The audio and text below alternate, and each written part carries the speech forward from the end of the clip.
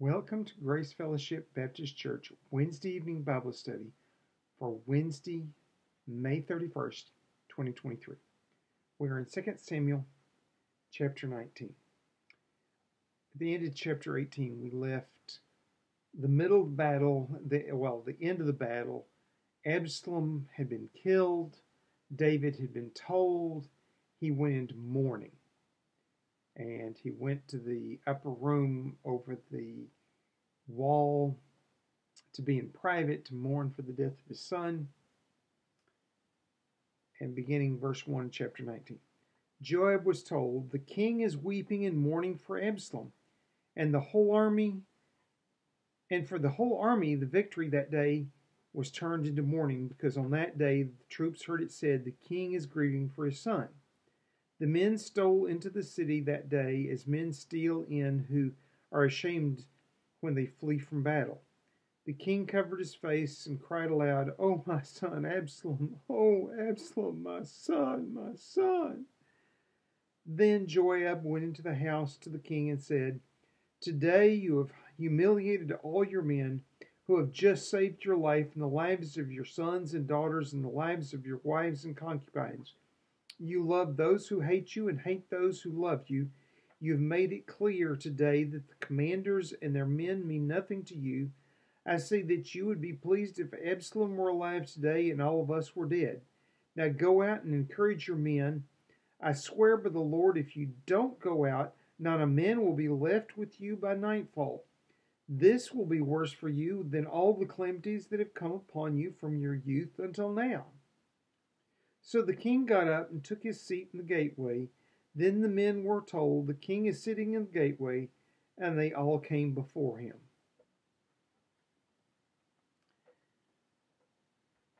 David being in mourning, he's been somewhat wishy-washy about what to do with Absalom. Well, honestly, all of his sons. Amnon, the oldest, raped Tamar. He should have had him punished. He didn't, so Absalom killed Amnon and then fled. And King David was kind of hoping that solved it, but he was mourning for Absalom, wanted to see him, brought him back, or Joab brought him back. Joab keeps making all the mistakes in this story. Well, at once, David is stuck into it. But King David didn't see Absalom. Absalom burns Joab's field. Joab goes over angry, finds out what he wanted to do was go meet the king, so he arranges it so that King David meets Absalom, gives him a public acceptance back, but doesn't let him come back into the government. And Absalom then decides, well, become king, and gets conspiracy together, gets crowned king, has to start a civil war, and then gets killed. David is mourning for his loss of his son. Let's face it, at this point in time, he's lost the son that Bathsheba conceived when he committed adultery with her. He's lost Amnon. He's lost Absalom.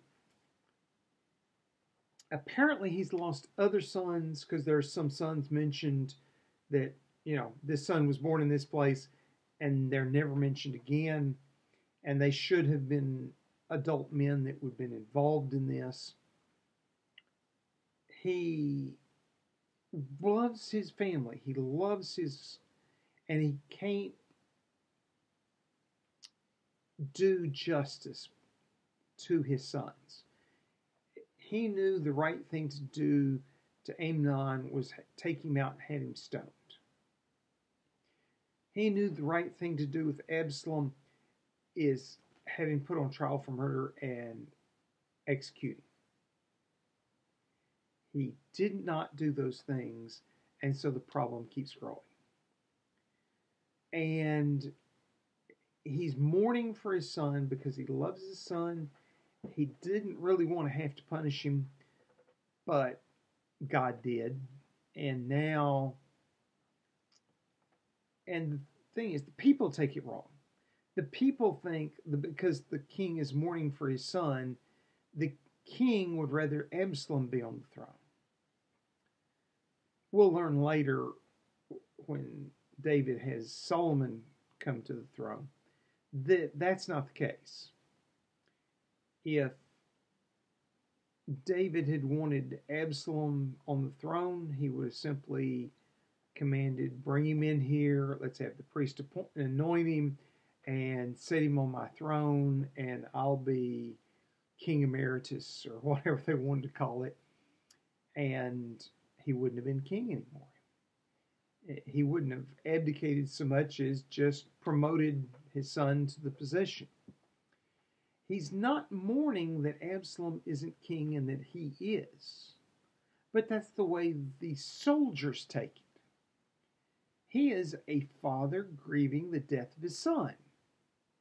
He may know somewhere in his mind that it's appropriate death,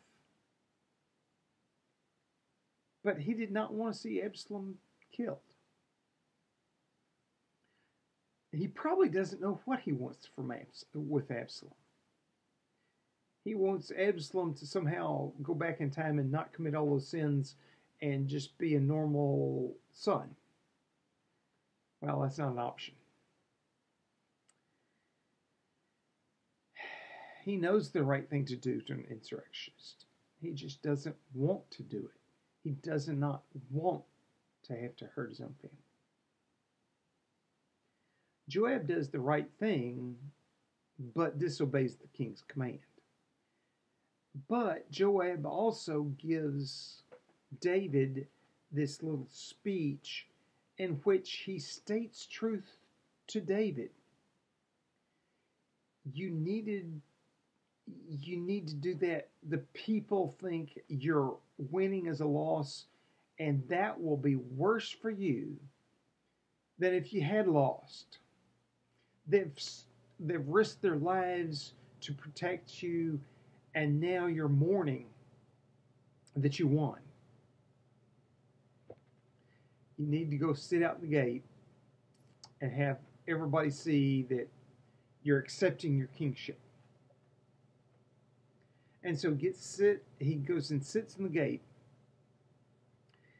and the soldiers come out and see him sitting there in the seat of authority, and they come grieving.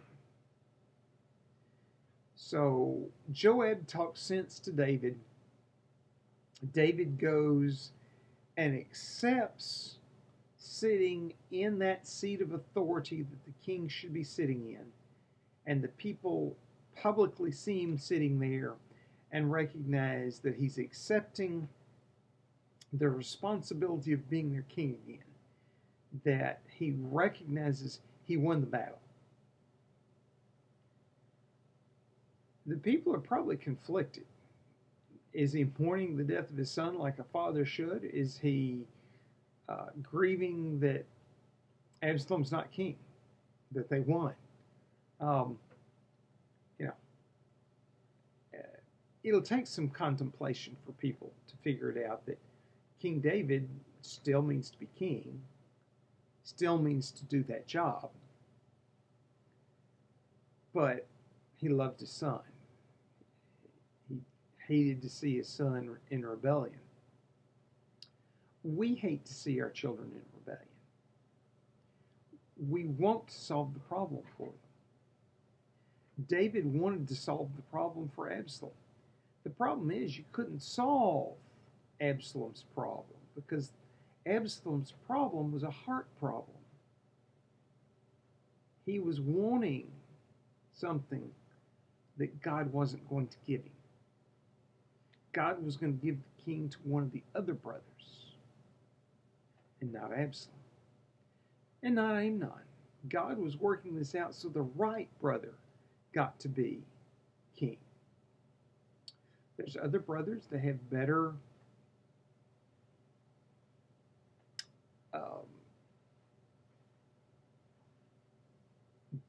holds to the throne, better claims to being the right one to lead. Even by that point in time, It was traditional if the son of a king was going to uh, take dad's role on, it would be the oldest son. That was just the natural progression they viewed it. Well, Amnon was the oldest one. He's dead. That can't happen. Absalom was the third oldest. He tried to claim it. He's now dead. Apparently, the second oldest son is died in childhood somewhere. Uh, we hear nothing of him again. So if he's around, he's clearly unfit, and nobody thinks he should be. If he's not around, he probably died in childhood. Childhood mortality was probably 50%, and you know, even it happened to even the king's families. If so, David had had another son die, and now number 4 is the one in line for the throne. That would be hard to take. And David is a loving father that cares, and his son is dead. His beautiful, pretty son is dead. Of course, if you take it that way, that's seeing with your eyes, not with your heart. And God was looking at Absalom's heart and knew he was unfit to be king. But David, his heart is right. He does not want his son dead. He wants his son to do the right thing. Now, the sad truth is, when they get to a certain age, you have to let them make their own mistake and suffer the consequences. Part of being an adult is you have to suffer the consequences of your decisions. If you make good decisions, those consequences are good, and you get blessed. If you make bad decisions, the consequences are bad, and you get to suffer the consequences of that. You have to stick with the consequences of your choice. Now, with children, we do not always do that. We try to teach them the lesson without them having to suffer the consequences of all their choices. On the other hand, the easiest way to very often to teach children the consequences of their choices is to let them suffer the consequences of those choices, or at least an attenuated consequence for the choice. Or if we save them from the pain of that choice by our choice, we have to put in an artificial pain, I'm not saying an artificial punishment, an artificial discipline. It is discipline, but we have to put that in so they recognize that was a wrong decision. David, like most kings, was not the man raising his children. He couldn't. He couldn't do that and govern the country and lead men into battle and be a warrior and all the things he needed to do. And he was doing what God told him to do. He was being that warrior. He was being that king.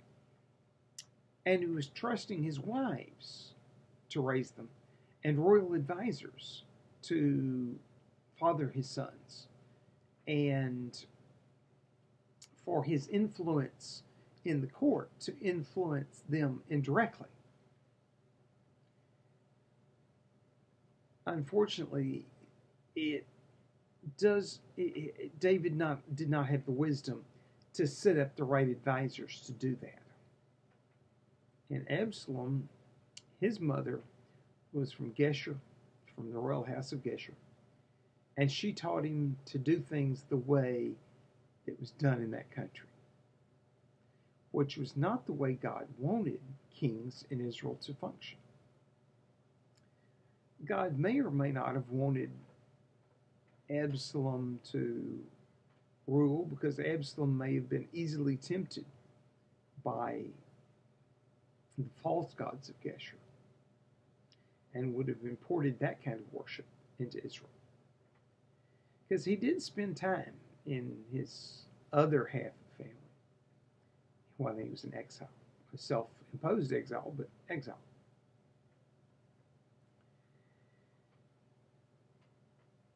Verse 9. Well, halfway through verse 8. Meanwhile, the Israelites had fled to their homes. Throughout the tribes of Israel, the people were all arguing with each other, saying, "The king delivered us from the hand of our enemies. He is the one who rescued us from the hand of the Philistines. But now he has fled the country because of Absalom. And Absalom, who we anointed to rule over us, has died in battle. So why do you say nothing about bringing the king back?" So the Israelites are working out the consequences of these past few weeks. Absalom had won their hearts. He got himself anointed king. He marched triumphantly into Jerusalem to take the throne. David had fled. Absalom had to raise an army and go chase his dad. And there was a battle. And Absalom died in the battle. Now the country is in a bit of a crisis. It has no reigning monarch.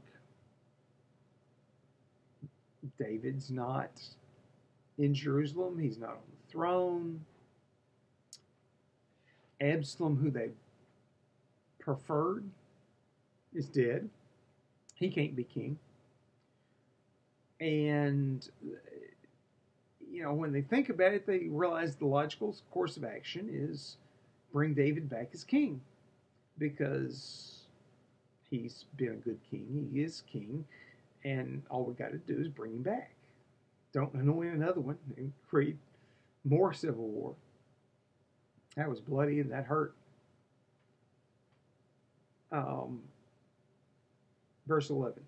King David sent this message to Zadok and Abithiar the priest. "Ask the elders of Judah, why should you be the last to bring the king back to his palace, since what is being said throughout Israel has reached the king at his quarters? You are my brothers, my own flesh and blood, so why should you be the last to bring back the king? And say to Amasa, are you not my own flesh and blood? May God deal with me, be it ever so severely, if from now on you are not the commander of my army in place of Joab." So he starts being kingly again. He sends messengers out to talk to the priest, to get the priest to talk to his tribe so that they would come bring him back to Jerusalem as the reigning monarch. He then sends a message to Absalom's general and says, "Hey, I'm going to anoint you general instead of Joab, who's now disobeyed me in multiple ways and killed my son when I told him a direct order not to, direct violation of his orders. He's murdered men in public, and you know I can't deal with him." And he's beginning to realize that he can't just let these sins pile up. He's probably beginning to realize that seeing Bathsheba take a bath and then inviting her to the palace and having an affair with her, and she getting pregnant, and then trying to get Uriah to have sex with her, and when he doesn't, to have him killed, to bring in Bathsheba into the palace, and that son dying, and then Amnon and Absalom, and it's just growing out of bounds, and he's realizing Joab is a dangerous man. He's murdered a general of Israel that was trying to bring him to the kingship. He murdered Absalom, direct disobedience to David's command. And he realizes, I need to depose him out of his place and put somebody else in. And so he says to Amasa, who is, by the way, a cousin to both Joab and David. So he's from the same clan. There's this, they're all clansmen of the same clan. They're You're going to be general in his place. He saw something on the battlefield of Amasa that said he's fit to be king. He's fit to be general. He's fit to do the job. And Joab is getting too big and out of his place and making the decisions only a king should make. And so he's knowing he needs to rein Joab in. And so he is trying to heal the rift between the Absalom party and the David party and get himself anointed as king back in Jerusalem. And he's sending these messengers out, trying to make it happen. Verse 14. He went over the hearts of all the men of Judah as though they were one man. They sent word to the king, Return, you and all your men. Then the king returned and went as far as the Jordan. Now the men of Judah had come to Gilgal to go out and meet the king and bring him across the Jordan. Shimei the son of Gera, the Benjamite from Baharim, hurried down with the men of Judah to meet King David. With him were 1,000 Benjamites, along with Ziba, the steward of Saul's household, and his 15 sons and 20 servants. They rushed to the Jordan where the king was. They crossed at the ford to take the king's household over and do whatever he wished. When Shimei the son of Gera crossed the Jordan, he fell prostrate before the king and said to him, May my lord not hold me guilty.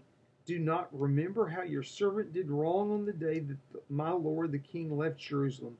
May the king put it out of his mind.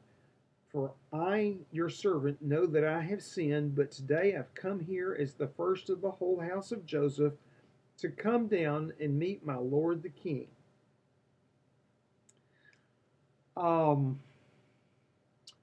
Interesting.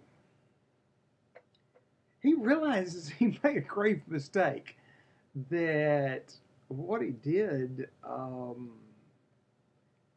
is tantamount to treason. He aided and abetted an insurrection. And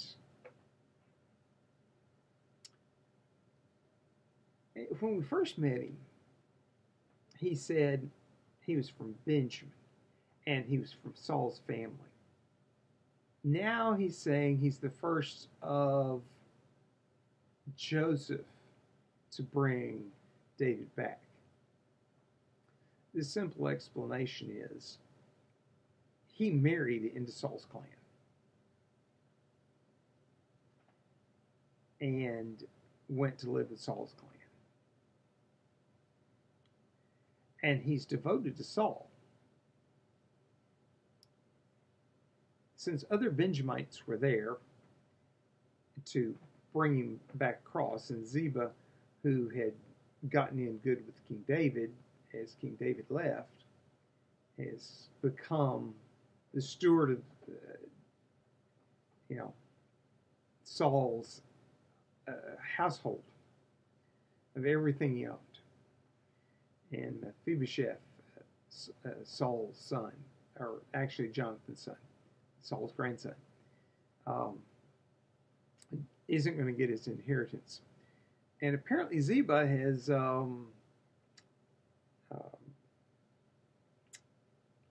taken Shimei to task and said, no, you're not in the clan anymore.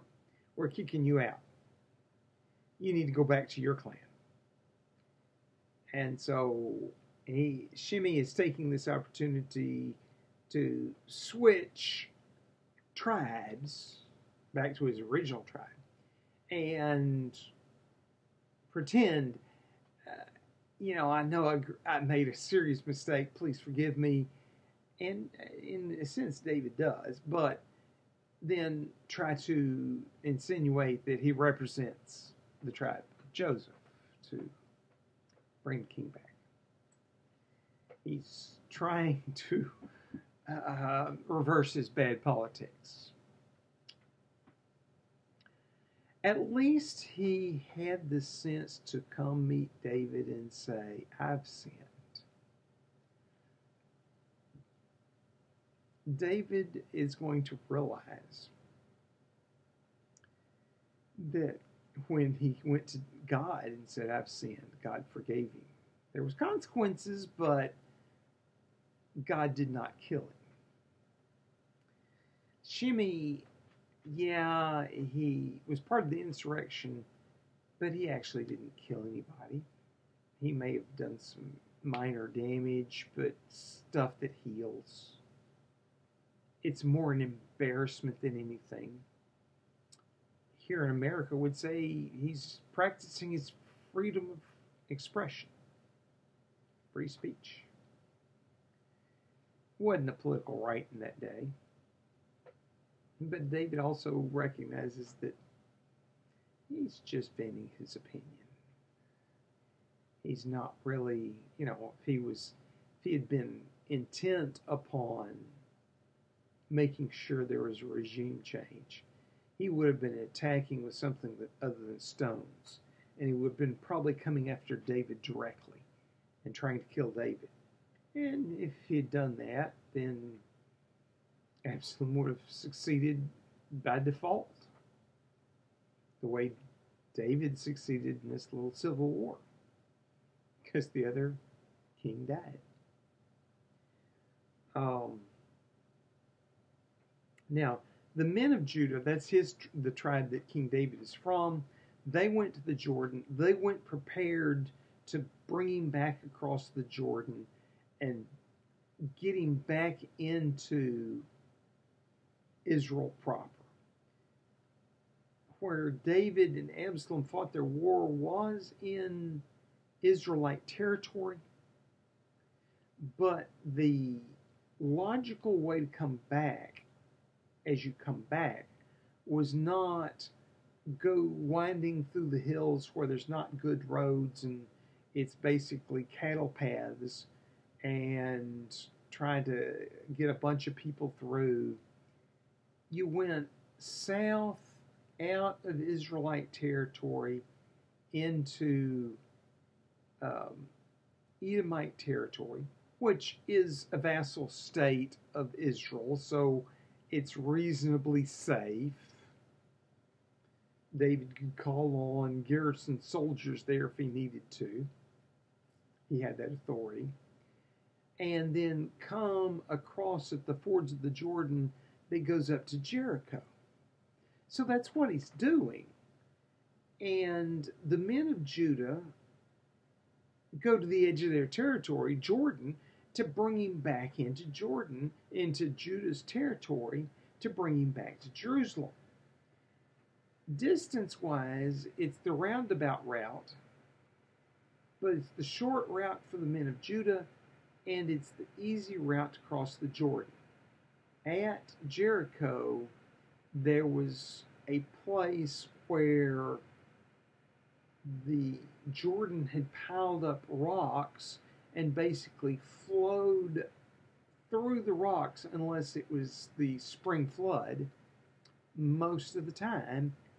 And it was walking on a rubble pile, but you weren't walking in deep water if the water was flowing fairly deep. If it was the dry season and the water was not flowing very deep, you were walking on dry rocks across the river. You could hear it flowing through the rocks and the gravel under your feet. The Jordan was still flowing. It was just flowing through the ground, so to speak, at that point. And it is known as the fords of the Jordan. And it's just the structure of the river valley and how things go. And from both east and west, there was a relatively gentle slope up at that point. So it was historically where people crossed the Jordan River.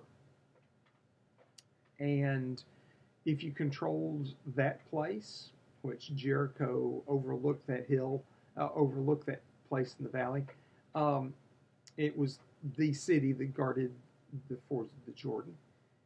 You could control the Jordan, and you could control the traffic into and out of Israel. So they've gone to bring him across and make sure all his family gets across and that everything he has with him, everybody he has with him, come across safely. This is both practical and it's political. They're declaring they are having allegiance to their king that comes from their tribe.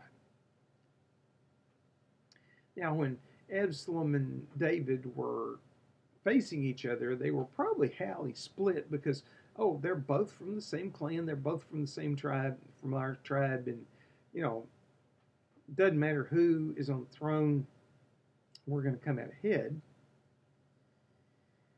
But now Absalom's dead, David is the only king left, so it's obvious he's the one to do, and they're fulfilling what the messenger sent back for them to do. They're leaving the country to bring the king back to Jerusalem so he can rule from Jerusalem.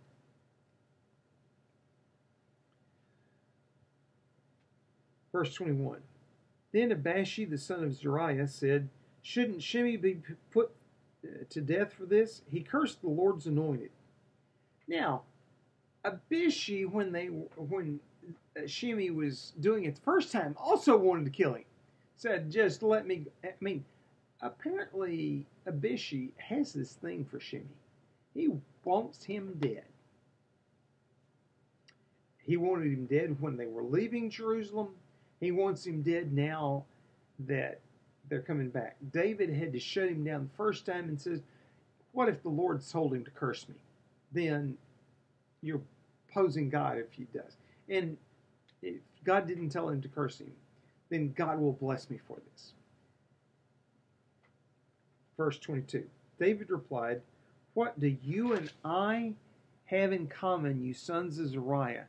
This day you have become my adversaries. Should anyone be put to death in Israel today? Do I not know that today I am king over Israel?" So the king said to Shimei, "You shall not die." And the king promised him on oath. So David grants Shimei a reprieve. He recognizes that he's really not done anything worthy of death. He's stated some things and he's made a nuisance of himself, but he's not directly in rebellion. And he's asked for forgiveness, and David can be very magnanimous and give him forgiveness. He also recognizes that the two sons of Zeruiah that are left, Joab the general and Abashi his brother, that he's very often leaned on to be a second general, are not following David well. He's already made this promise to Amasa that he will be the general. So,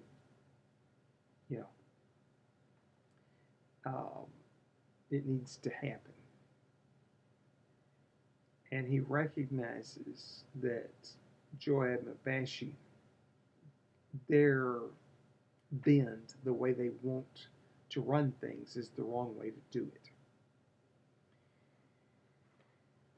But, like his sons, these are his cousins, and he can't just bring his heart to execute them for this minor of a thing. Now, he can depose them from office and send them off to their state, and that would be an appropriate thing to do.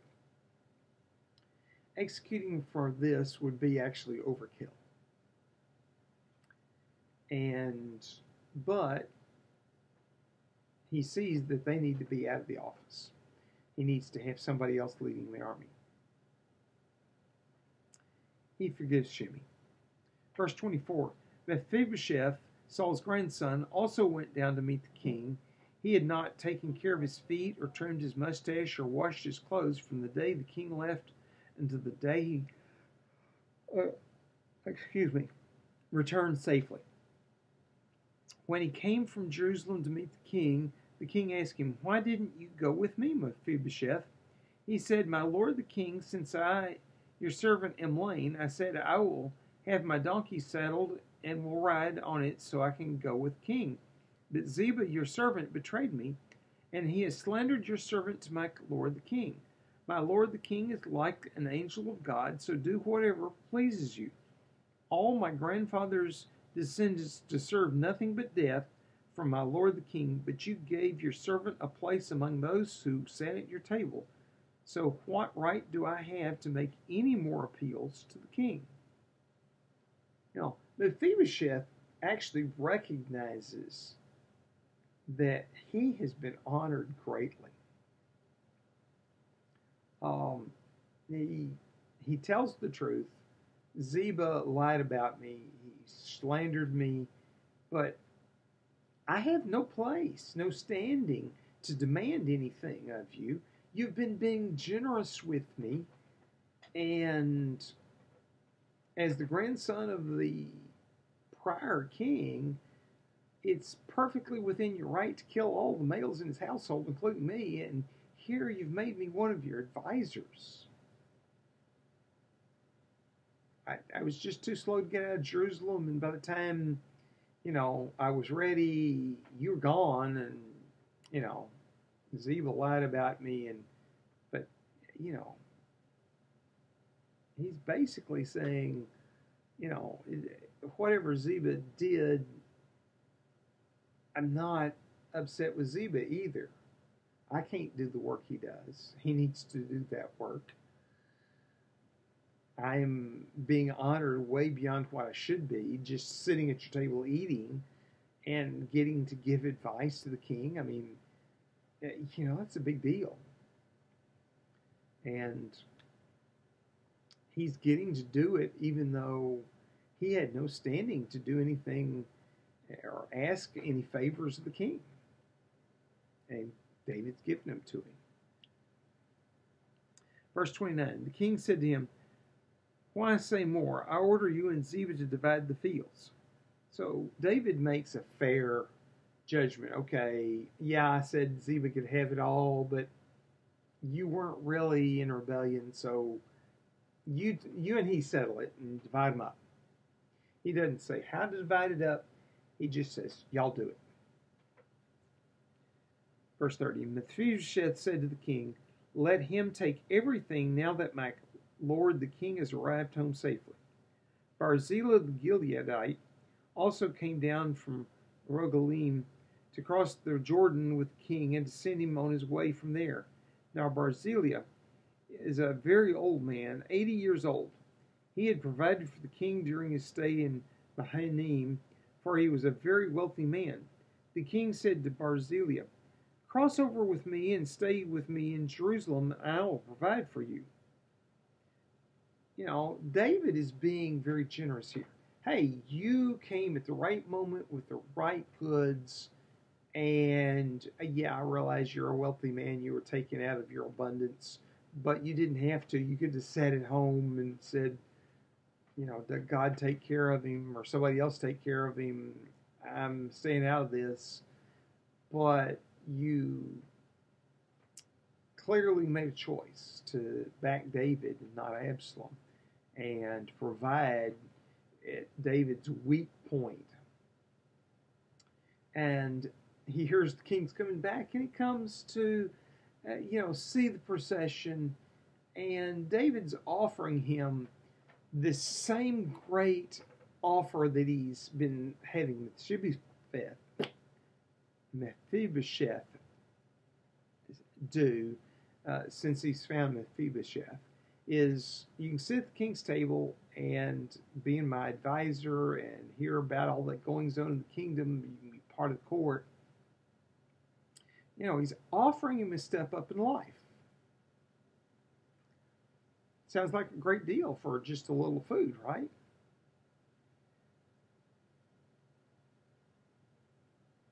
Verse 34. But Barzillai answered the king, how many more years will I live that I should go up to Jerusalem with the king? I am now 80 years old. Can I tell the difference between what is good and what is not? Can your servant taste what he eats and drinks? Can I still hear the voices of men and women singers? Why should your servant be an added burden to my lord the king? Your servant will cross over the Jordan with the king for a short distance. But why should the king reward me in this way?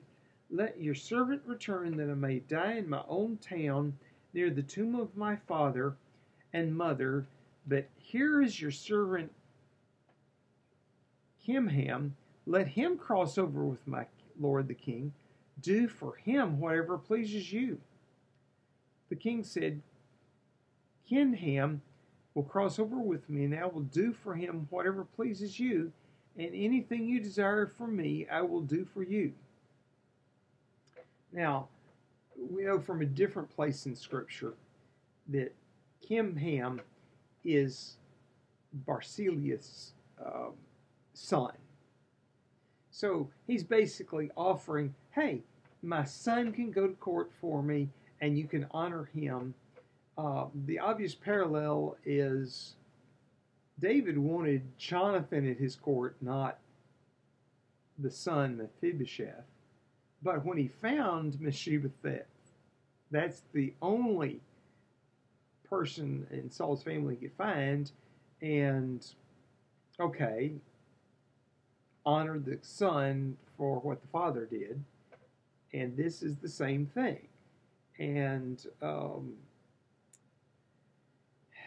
Barzillai is an old man. He's 80. Best we can tell, the life expectancy was about 45. Really old people live to be 80. Some of the older women might have lived to be 90 or very rarely to 100. He's past when he expected to die. He can't go enjoy the palace and enjoy the discussion. He's just not up to it. So he offers his son. Go honor my son, and he'll serve in my place, and he can fulfill my role. And this isn't the oldest son, the one that would go inherit the property. He has a son that is running the household for him. He's at the age where he can go run around town and play politics and sit at the gate and make judgments and be the old wise man that everybody wants on your side.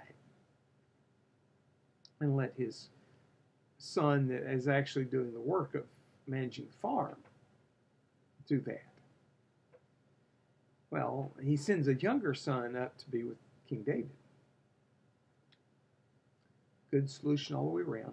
That way, he can go home where he knows things, and he knows that the people with him love him and trust him and are going to do the best for him, and he can die in peace in his own bed and be buried in his father's tomb like he's supposed to be, instead of die in Jerusalem and then what are you going to do with the body? Bury it somewhere else? Drag this stinking body back home to go bury it? No. He's too old. He's too close to death. Let me be home. And that's what the king agrees to. Verse 39. So all the people crossed the Jordan. Then the king crossed over. The king kissed Barzillai and gave him his blessing, and Barzillai returned to his home. When the king crossed over to Gilgal, Kimham crossed with him. All the troops of Judah and half the troops of Israel had taken the king over. Soon all the men of Israel were coming to the king and saying to him, why did our brothers, the men of Judah, steal the king away and bring him and his household across the Jordan together with all his men? All the men of Judah answered the men of Israel, we did this because the king is closely related to us. Why are you angry about it? Have we eaten any of the king's provisions? Have we taken anything for ourselves? When the king of Israel answered the men of Judah, "We have 10 shares of the king, and besides, we have a greater claim on David than you have. So why do you treat us with contempt? Are we not the first to speak of bringing back our king?" But the men of Judah responded even more harshly than the men of Israel. Now, they're bickering over who gets to bring the king back. Is it going to be representatives of the whole country, or is it going to be representatives of his tribe? Now, this is a bigger deal than it sounds like. The men of Judah are hoping that David will abandon his Israel first policies that made the king equal to everybody in the country, in the sense that everybody had an equal standing, and hope he will go Judah first, like Saul did Benjamin first, that they will be the preeminent tribe in Israel, and the other tribes are like, no, you can't do that. We also have a right to have equal standing before the king. And the thing is, David had early on, even before he became king, when he was running from Saul, collected this band of people that were from all over, and he's got alliances all over the country, and he's not going to be a Judah first. My clan is more important. My family is more important. He's going to be, we have to make sure the whole country runs correctly. That's what God wants him to do. And as a man after God's own heart, that would be the right thing to do. Absalom would have been a very much Judah first kind of guy. They're my people. My clan is therefore the most important out of Judah, but Judah is the more important of the tribes. David is no, everybody is to, be mine. So the men of Judah and the men that represent the rest of the tribes of Israel are bickering. And the tribe of Judah answers more harshly. In other words, they're not coming to blows. Nobody's killing anybody. Nobody's hitting anybody. But they're arguing, and the men of Judah are more strident. This probably does not please David. Makes him more hardened into his position of everybody's equal before the king. But there was bickering in the ranks. This leads to other problems, and that's part of chapter 20. We'll get to that next time. Holy Father, you are the one that preserved King David and preserved a correct lineage, that people that would worship you well, that would follow your commands well, would be in charge. You're beginning to teach David that he has to resolve problems, and he's going to try to depose Joab and make him a small man again, instead of the mighty warrior he is. Lord, you knew David's heart, knew he wanted to follow you, and you're teaching him that he has to resolve things. Lord, we also need to be people that depend upon you and trust you,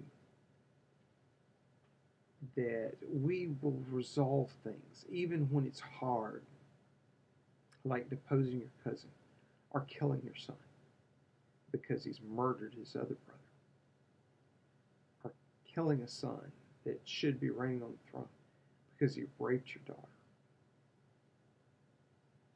Lord, you're growing David and making him mature, but at a high price. Have us to be humble people that pray and seek your face and turn from our wicked way and follow you, so that we could be like David was as an older, wiser man, that we would not make the mistake of being wishy-washy, that we would commit to you and obey you. Lord, I also ask that you be with Grace Fellowship Baptist Church as we prepare for Vacation Bible School, as we teach children and love them, that we would reach their hearts and minds and souls, and they would hear with their ears and their mind and their heart and come to know you as Lord and Savior. Help us to love them from even before we meet them, that we would love them in how we prepare snacks and how we prepare crafts and how we prepare Bible lessons and how we organize things to keep it safe and fun and enjoyable. Have us to do our job well, and we ask that you would be preceding us with the Holy Spirit, that you would be drawing people to yourself from all over the neighborhood, that they would come, they would learn, and they would accept you as Lord and Savior. And we would grow this kingdom in this place. In your holy name, amen. This has been your host, Frank Reich, Associate Pastor of Family and Ministry at Grace Fellowship Baptist Church. This is recorded on Friday evening, May 26th, 2023. Frankie and I are in the process of packing to go camping. We'll be at church Sunday, and then we'll be gone, and we'll be back in time to be there Wednesday. So I ask that you be there Wednesday when we can discuss this. And then if you're not there Wednesday, I hope you're there Sunday, because I do want to see you in 2 days. If not, I'll see you on YouTube. You have a blessed week.